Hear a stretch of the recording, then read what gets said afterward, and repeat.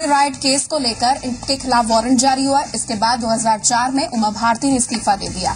अब नवंबर 2004 का रुख करते हैं तो उमा भारती ने, सबको पता है कि एक बड़ी प्रेस कॉन्फ्रेंस के बीच में लालकृष्ण आडवाणी की आलोचना की थी, जिसके बाद उन्हें बीजेपी से बर्खास्त कर दिया। अब एक साल बाद यानी कि 2005 में उनकी बर्खास्तगी हट गई और उन्हें पार्टी के संसदीय बोर्ड में जगह मिली। लेकिन इसी साल वो पार्टी से फिर हटी क्योंकि उनकी जगह उनके प्रतिद्वंदी शिवराज सिंह चौहान को एमपी की सत्ता सौंप दी गई। इस दौरान उमा भारती ने भारतीय जनशक्ति पार्टी के नाम से एक अलग पार्टी का गठन किया। एमपी विधानसभा चुनाव में प्रत्याशी भी लड़ाए लेकिन सफलता नहीं मिली। इसके बाद उमा भारती लगभग राजनीतिक अज्ञातवास में चली गईं। 7 जून 2011 को उमा भारती की घर वापसी हुई, जिसके बाद वो उत्तर प्रदेश के चरखारी से 2012 में जीती और यहां से वो विधायक है और अभी प्रोजेक्टेड है झांसी में लोकसभा चुनाव के लिए। उमा भारती अपने तेवरों के लिए भी जानी जाती हैं। 2004 में जब बीजेपी छोड़ी उस वक्त हंगामा मचा था क्योंकि उमा भारती ने पार्टी के शीर्ष नेता लालकृष्ण आडवाणी से सीधी भिड़ंत की थी। ये तस्वीरें देखिए उस वक्त की है, 2004 की तस्वीरें हैं। ये दिल्ली की तस्वीरें हैं जहां बीजेपी की बैठक के दौरान उमा भारती आडवाणी पर आरोप लगाते हुए मीटिंग से बाहर चली गई थी। इस मीटिंग में पार्टी के सभी बड़े नेता मौजूद थे। इस मीटिंग में उमा को अखबार में छपी किसी खबर से दिक्कत थी, जिसे लेकर वो पार्टी के वरिष्ठ नेताओं पर भड़क गई थी। खास करके आडवाणी पर वो भड़की थी। कहते हैं कि दरअसल उमा भारती मध्य प्रदेश के मुख्यमंत्री शिवराज सिंह चौहान को बनाए जाने से नाराज थी। उमा की दलील थी कि जिस आधार पर उन्होंने इस्तीफा दिया था वो आधार अब है ही नहीं, लिहाजा उन्हें दोबारा मुख्यमंत्री बनाया जाए। यहाँ 4-5 लोग ऐसे बैठे तो ऑफ द रिकॉर्ड मीटिंग करते हैं। राज्यसभा में है कोई काम है नहीं, जनता के हित में जाते नहीं है और हम लोगों की जन की धज्जियां हमारी। और मैं आपको कहती हूँ चाहती कि आप उस पर अनुशासनहीनता की कार्रवाई करें। जसवंत सिंह जी संक्षेप में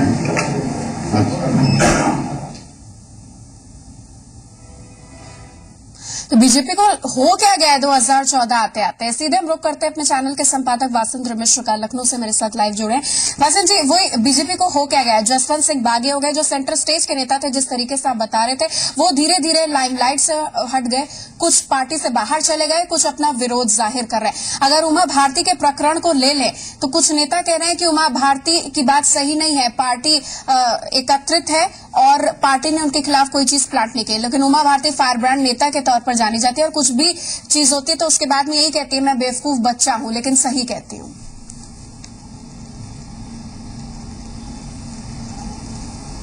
देखिए निहार का ऐसा लगता है कि ज्यों-ज्यों चुनाव का क्रम बढ़ता जा रहा है कैंपेनिंग का, त्यों-त्यों भारतीय जनता पार्टी के अंदर खींचतान भी बढ़ती जा रही है और पार्टी के छोटे कार्यकर्ता से लेके जो बड़े नेता हैं उनके बीच में जिस तरह का सद्भाव, जिस तरह की एका देखने को मिलनी चाहिए उस तरह का दिखाई नहीं दे रहा है।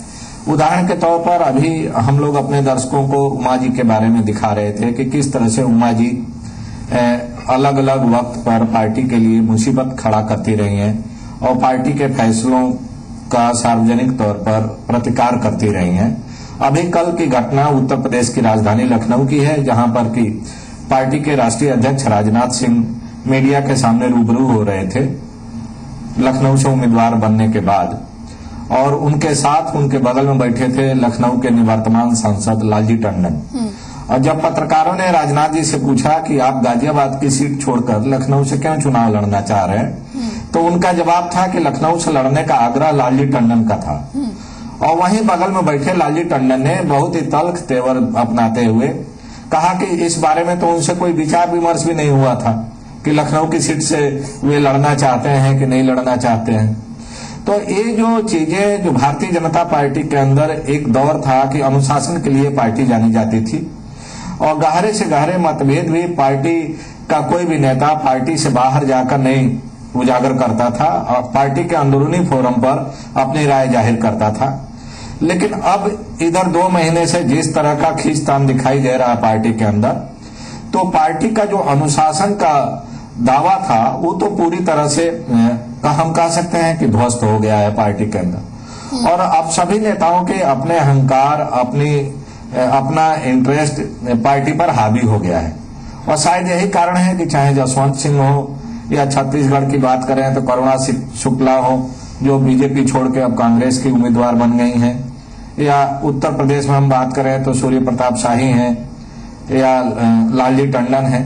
तो इस तरह के तमाम नेता हैं जो अपने अपने तरीके से पार्टी के केंद्रीय नेतृत्व के फैसले को चुनौती दे रहे हैं। कुछ लोग सार्वजनिक तौर पर मीडिया के जरिए अपनी राय जाहिर कर रहे हैं और कुछ लोग पार्टी फोरम्स में अपनी बात रख रहे हैं। लेकिन यह सच है कि आज की तारीख में भारतीय जनता पार्टी एक अनुशासित, यूनाइटेड, कोहेसिव पार्टी के रूप में दिखाई नहीं दे रही है। और कांग्रेस इस पर आरोप लगा रही है कि बीजेपी ही हरा देगी। लेकिन सवाल यह है कि दो तरीके की स्थिति यहाँ पर है। जो पार्टी के बुजुर्ग है, जो सेंटर स्टेज के नेता थे, उनका वेस्टेड इंटरेस्ट आपको लग रहा है हावी हो गया, या फिर बीजेपी एक रिफॉर्मेशन और रीलॉन्चिंग के दौर में है, एक नए अध्याय के दौर में है, इसके कारण ये उठापटक हो रही है, बाद में सब ठीक हो जाएगा? नहीं, मुझे लगता है कि इस बार पार्टी को लग रहा है कि शायद 10 साल बाद सत्ता मिल सकती है केंद्र में, और सत्ता को नजदीक आते देख के जो पार्टी के नेताओं का अपना जो एम्बिशन है वह उनके पार्टी अनुशासन पर, पार्टी के नीति, रीति और सिद्धांत पर हावी हो रहा है। और ये सारी चीजें पीछे होती जा रही हैं। उनकी व्यक्तिगत जो महत्वाकांक्षा है सत्ता में भागीदारी की, उसके चलते ज्यादातर नेता अपने पार्टी के ही आला कमान के फैसलों को धत्ता बताने से भी नहीं चूक रहे। सीधे हम रुक करते हैं अपने रिपोर्टर अतुल पाठक का, मेरे साथ जुड़ गए हैं भोपाल से। अतुल मेरे साथ मौजूद है। अतुल, कल आपने बताया था कि जिस तरीके से उमा भारती का ये बयान आया था, एमपी बीजेपी पूरी तरीके से स्तब्ध रह गई थी। शिवराज सिंह चौहान को बीजेपी दफ्तर जाना पड़ा था, हाई लेवल मीटिंग बुलाई थी। क्या हुआ तब से लेकर अब तक, क्या अपडेट है? नहीं, देखिए, मध्य प्रदेश का जो नेतृत्व है वो अक्सर उमा भारती के बयानों के कारण, उनके रवैये के कारण मुसीबत में आ जाता है। कई बार जवाब देते बनता है, कई बार जवाब देते नहीं भी बनता। और जिस तरह से उमा भारती ने अब मध्य प्रदेश के नेतृत्व पर निशाना साधा है, तो चुनावी समय में एक बार फिर लाजवाब है, किसी तरह का कोई जवाब नहीं है बीजेपी के पास। और दूसरी तरफ हम बात करें तो जब मध्य प्रदेश में शिवराज सिंह चौहान की तीसरी बार सरकार बनी थी, तब भी उमा भारती ने शिवराज को चुनौती दी थी। तो लगातार वो इस तरह से चुनौतियां देती रही हैं, लगातार वो इस तरह से बयान देती रही हैं जो कि पार्टी के लिए मुसीबत खड़ी करते रहे। खासतौर पर वो मध्य प्रदेश के नेतृत्व से खासी खफा है। 2004 जब से उन्हें आके मुख्यमंत्री पद से हाथ धोना पड़ा और उन्हें फिर मौका नहीं मिल पाया, और इसके बाद शिवराज लगातार यहाँ पर जमे हुए हैं। और उन्हें खास बात जो दर्द उनका सालता है वो ये है कि उन्हें मध्य प्रदेश में एंट्री नहीं मिल पाती। जो परंपरागत उनकी सीटें हैं, चाहे भोपाल है, चाहे खजुराहो है, वहां से वो फिर से अपनी दावेदारी नहीं जता पाती और उन्हें मध्य प्रदेश से दूर रहने को कहा गया है। तो ये दर्द भी कहीं ना कहीं रह रहकर उभर कर सामने आता है। और जैसा वाशिंद्र जी कह रहे थे कि बीजेपी में अब जो है वो महत्वाकांक्षा की लड़ाई है, बीजेपी में अब एक ट्रांसफॉर्मेशन का दौर है जिसमें ये लग रहा है कि सत्ता करीब है। और इसीलिए सारे नेता जो है वो एक दूसरे की तरफ मुंह करके खड़े नहीं है, बल्कि एक दूसरे की तरफ पीठ करके खड़े हुए हैं और एक दूसरे के खिलाफ इस तरह के बयान दे रहे हैं जो पार्टी के लिए मुसीबत खड़ी कर रहे हैं और कहीं ना कहीं उसकी जो चुनावी संभावनाएं हैं उस पर भी प्रश्न चिन्ह लगा रहे हैं। अतुल, 2004 में जब उमा भारती पार्टी से बाहर की गई थी, तब भी वो पेपर में अपने खिलाफ जो बयान छपा था उससे नाराज थी, अभी भी उस बयान से नाराज है। बीजेपी के नंबर 1 के नेता पर बात कर रही है। कौन है वो, कुछ बोलिए उसके बारे में। कौन है जो उमा भारती को नहीं चाह रहा है और उनके खिलाफ बयानबाजी कर रहा है, और एक तरफ फायर ब्रांड नेता के फायर सामने आ गई? देखिए, जाहिर सी बात है, ये जो कष्ट है उनका कि उनके खिलाफ खबरें प्लांट की जाती हैं। 2004 में भी जब मध्य प्रदेश में विधायक दल की बैठक होनी थी और उससे ठीक पहले उसी दिन कुछ अखबारों में ऐसी खबरें छपी जिन्होंने उमा भारती की चुनावी संभावनाओं को पूरी तरह से नकार दिया। और एक अखबार ने ये खबर दी कि उमा भारती का मानसिक संतुलन खराब हो गया और सुबह 4 बजे तक वो अरुण जेटली से बात करती रही। अपने मुख्यमंत्री बनने को लेकर उनका जो रवैया सामने आया उससे कहीं ना कहीं उमा भारती के पूरे व्यक्तित्व पर एक सवालिया निशान खड़ा हुआ। और जब विधायक दल की बैठक हुई तो उसमें शिवराज सिंह चौहान मुख्यमंत्री के तौर पर चुने गए, तो उसके बाद से ही लगातार वो इस बात को उठाती रही कि उनके खिलाफ खबरें प्लांट की जाती रही हैं। और एक बार जब वो फिर झांसी से खड़ी हुई तो मध्य प्रदेश के अखबारों में छपा कि वो भोपाल से चुनाव लड़ना चाहती है और इसके लिए उन्होंने राजनाथ सिंह को पत्र लिखा है। तो इससे भी कहीं ना कहीं झांसी की जनता में एक अविश्वास का वातावरण पैदा हुआ और उन्हें ये लगा कि उमा भारती भारती मन से अभी यूपी की नहीं हो पाई है, मन से झांसी की नहीं हो पाई है और वो इस सीट को छोड़ना चाहती हैं। तो उमा भारती को फिर ये कष्ट हुआ कि क्यों उनकी चुनावी संभावनाओं को, उनकी भविष्य की संभावनाओं को इस तरह से फलीता लगाया जाता है। और जो खबरें प्लांट होती हैं वो फिर दूर तक जाती हैं, उनका असर भी दूर तक होता है और वो बार बार सफाई भी देती हैं, लेकिन इसके बावजूद भी जो हो चुका होता है, जो खबरें चल चुकी होती हैं और जो उसका असर हो जाता है, वो उनके लिए निश्चित तौर पर नुकसानदायक साबित होता है। और इसके पीछे वो लगातार मध्य प्रदेश के नेतृत्व को जिम्मेदार और दोषी ठहराती है, लेकिन वो ये नहीं बताती कि वो कौन व्यक्ति है जो इस तरह की खबरें प्लांट करवाता है। और उन्होंने कहा कि जो खबर छपी उसको किसी बड़े नेता ने प्लांट करवाया, उस बड़े नेता ने उसको छपवाया और उसकी इंफॉर्मेशन इस तरह की गलत जानकारी दी। तो वो नेता कौन है, आखिर उसका वो नाम क्यों नहीं बताती? तो निश्चित तौर पर ये एक रहस्य भी वो खड़ा कर देती हैं, इस तरह के आरोप लगाती हैं जिन पर कोई वो आधार नहीं। तो पार्टी के सामने एक प्रश्न चिन्ह डाल दिया है, क्योंकि पार्टी एक है, बयानबाजी अलग अलग हो रही है। सब लंबे समय से जो हो रहा है, चाहे टिकट वितरण प्रणाली की बात हो या 2014 के चुनाव में जाने से पहले जो उलटफेर बीजेपी महसूस कर रही है, जो कंपन महसूस कर रही है, उससे निश्चित तौर पर लग रहा है पार्टी विद डिफरेंस है। और लालकृष्ण आडवाणी खुद कह रहे हैं कि उनके सपनों की बीजेपी नहीं है। बीजेपी ने मौका अपने भीतर नेताओं को भी दे दिया है और साथ में विपक्ष को तो दे ही दिया है, जो उनके खिलाफ लामबंद रहते हैं। एक छोटे से अंतराल का वक्त है, तमाम सहयोगी मेरे साथ जुड़े, फौरन लौट रहे हैं।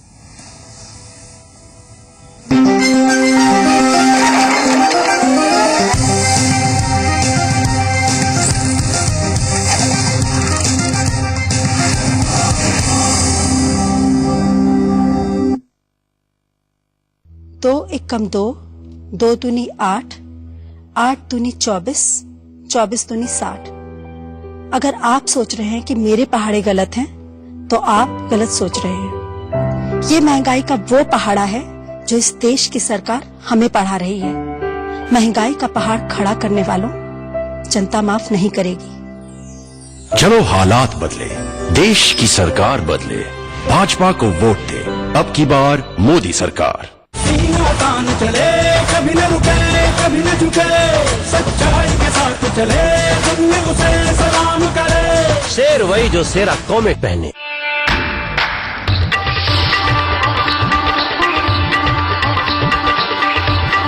जगत रॉयल बासमती, रॉयल्टी का एहसास।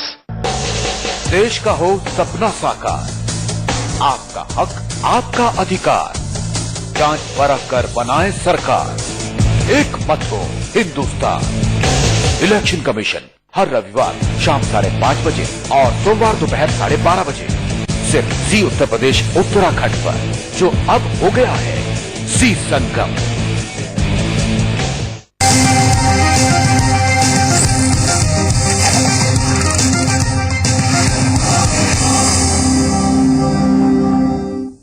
बीजेपी में हो क्या रहा है, इस पर हम बात कर रहे हैं। और तमाम जो बयान उमा भारती ने कल ग्वालियर में दिया और इसका असर जिस तरीके से भोपाल और देश की सियासत और खासतौर पर बीजेपी पर पड़ा है, जिसका मतलब भी बीजेपी से नहीं है, वो भी अब चाहते हैं कि उमा भारती रायबरेली में आ जाए। तमाम बाहरी लोग इंटरेस्ट ले रहे हैं बीजेपी में, लेकिन बीजेपी में वेस्टेड इंटरेस्ट यहाँ पर हावी है। वासंत मिश्र संपादक हमारे साथ जी संगम के जुड़े हुए हैं। वासंत जी, जो आप कह रहे थे कि एक 10 साल के बाद बीजेपी एक तरीके से कह रहे हैं छटपटा रही है सत्ता में वापसी के लिए, लेकिन जो मकसद है उसमें क्या ये विचारधाराओं का टकराव है या फिर अहम की लड़ाई है, जो बीजेपी और खासतौर पर नरेंद्र मोदी के आगे सबसे बड़ी रुकावट हो सकती है? और इसका इम्पैक्ट उस सोशल मीडिया पर, उस युवा पर क्या पड़ेगा जो चाहती है कि बदलाव हो?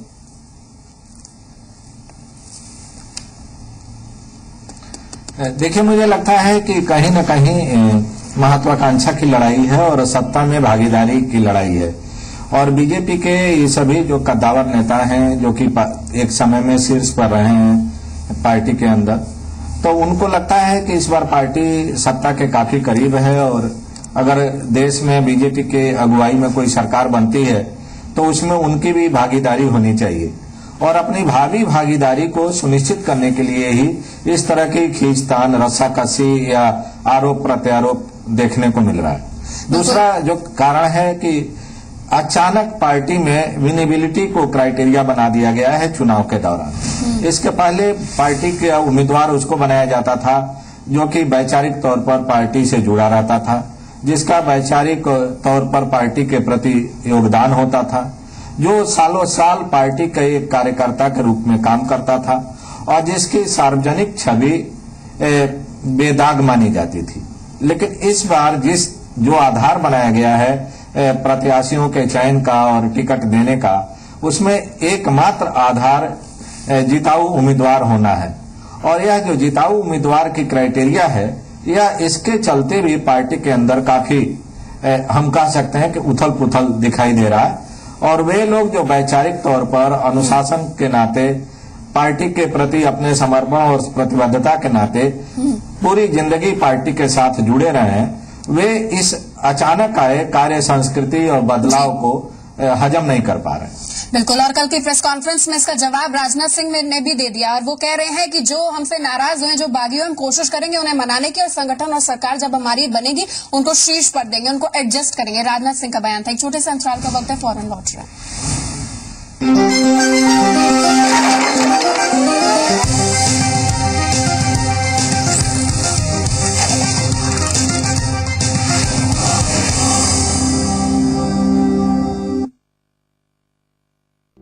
नौजवानों को रोजगार ना देने वालों, जनता माफ नहीं करेगी। चलो हालात बदले, देश की सरकार बदले, भाजपा को वोट दे, अब की बार मोदी सरकार। थम्स अप खत्म। एक तूफान खत्म तो दूसरा शुरू मेरी जान।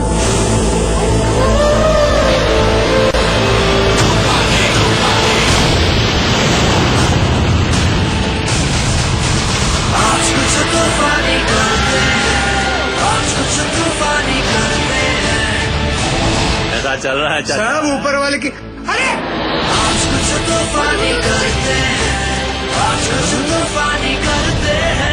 चचा तूफानी दे दो, फ्लाइट पकड़नी है, जाओ तूफान शुरू करो, बस ढक्कन ही तो हटाना है। Education, real estate, tea garden, सर्वत्र सामाजिक उन्नयन में अंशीदार विश्वामित्र इंडिया परिवार हर कदम विश्वास के साथ।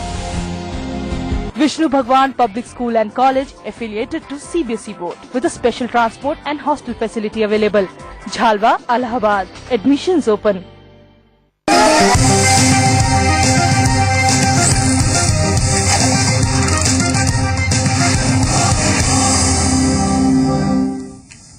श्वेता मेरी सहयोगी मेरे साथ जुड़ी हैं। श्वेता, जब राजनाथ सिंह को अध्यक्ष बनाया गया था तो कहा था कि उनका मैनेजमेंट बहुत अच्छा है, लेकिन कहीं ना कहीं नहीं लग रहा है 2014 के टिकट वितरण से लेकर अब तक उनके मैनेजमेंट में ना कोऑर्डिनेशन है ना कंट्रोल है। बिल्कुल निहारिका, एक तरीके से अगर हम ये देखें तो जो बातें सामने आ रही हैं, जिस तरह के बयान सामने आ रहे हैं, उससे एक बात तो बहुत साफ हो रही है कि इस बार कहीं ना कहीं उस तरीके से चीजों को शायद ड्रॉ नहीं किया गया या कम्युनिकेट नहीं किया गया, जिससे एक तरीके की ये कहें कि कहीं ना कहीं एक रूपता नजर नहीं आ रही है।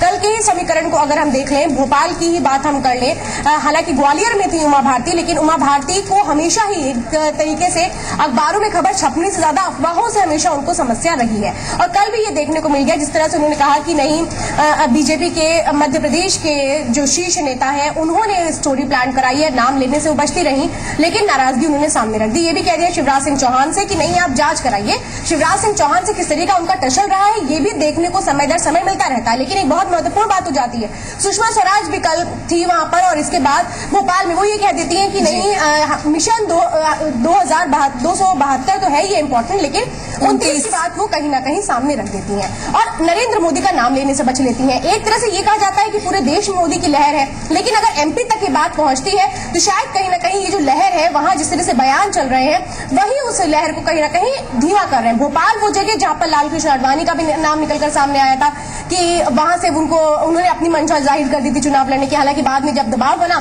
तो गांधीनगर पर ही लौट गए। तो जाहिर सी बात है, एक तरीके से अगर ये देखें तो दिल्ली में बात कुछ और होती है, लखनऊ में बात कुछ और होती है और मध्य प्रदेश में बात कुछ और हो जाती है। जो बातें हैं, समीकरण है, शायद उसको ही सुलझाने में पूरी तरह से बीजेपी नाकाम नजर आ रही है। अतुल, उमा भारती के बचाव में बीजेपी का एक धड़ा जो हमेशा रहता है, उन्होंने कोई बयान दिया है? देखिए, उमा भारती के पक्ष में मध्य प्रदेश के बहुत ज्यादा नेता खड़े नहीं हैं, क्योंकि उगते हुए सूरज को सब सलाम करते हैं। जब उनको लगता है कि मध्य प्रदेश में उमा भारती का बहुत ज्यादा उज्जवल राजनीतिक भविष्य नहीं है, इसलिए उनके पीछे कि जितने भी नेता हैं वो इस समय अपना दल बदल चुके हैं, अपना मन बदल चुके हैं और वो मुख्यमंत्री शिवराज सिंह चौहान के पीछे होली है। यही वजह रहती है कि जब उमा भारती से जुड़ा कोई विवाद सामने आता है तो मध्य प्रदेश के तमाम बीजेपी नेता पीछे हो जाते हैं, उनके पक्ष में खड़ा कोई नजर नहीं आता।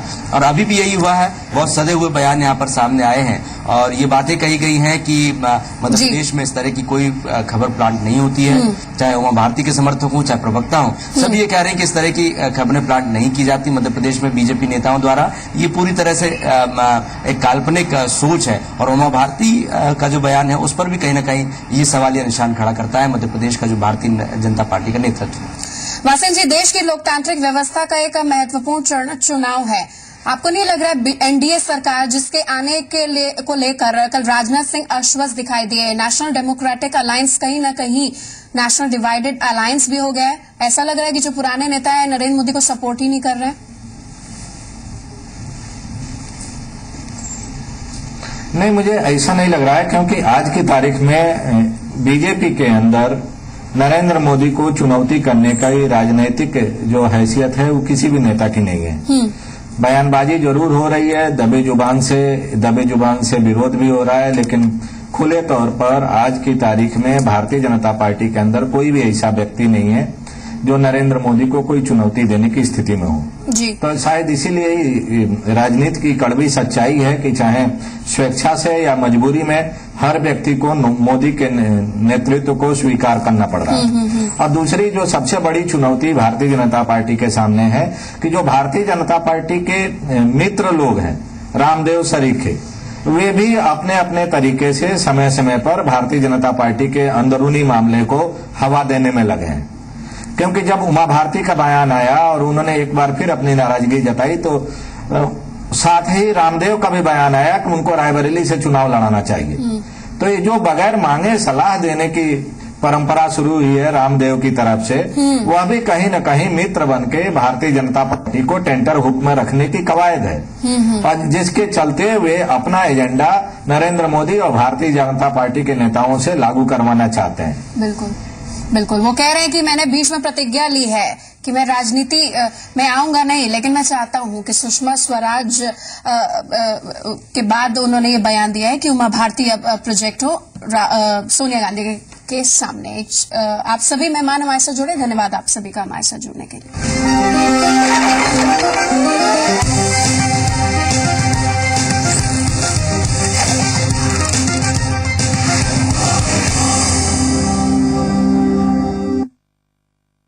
Inter pass